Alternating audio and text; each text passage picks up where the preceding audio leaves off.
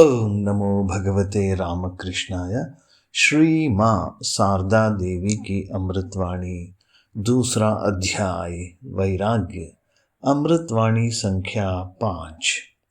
इस अमृतवाणी में श्री माँ बताती हैं कि कैसे इच्छाएं, कामनाएं, वासनाएं मनुष्य को बार बार जन्म लेने के लिए मजबूर करती हैं।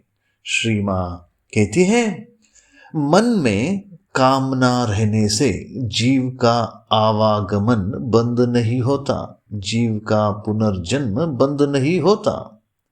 कामना के कारण ही जीव इस देह से उस देह में जाता है। संदेश, मिठाई खाने की थोड़ी सी इच्छा बाकी रहने से भी पुनर्जन्म होता है। कामना एक सूक्ष्म बीज के समान है। जिस प्रकार सरसों के दाने के आकार के एक वट बीज से विशाल वट वृक्ष होता है, उसी प्रकार कामना के रहने से पुनर्जन्म होगा ही। श्री माँ कहती है, यह मानो जीवात्मा को एक गिलाफ से निकालकर दूसरे गिलाफ में घुसाने के समान है। पूरी तरह से कामना शून्य दो एक व्यक्ति ही हो पाते हैं। श्री माँ कहती है, मन में कामना रहने से जीव का आवागमन बंद नहीं होता। कामना के कारण ही जीव इस देह से उस देह में जाता है।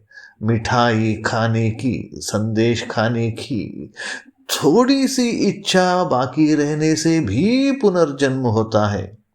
कामना एक सूक्ष्म बीज के समान है।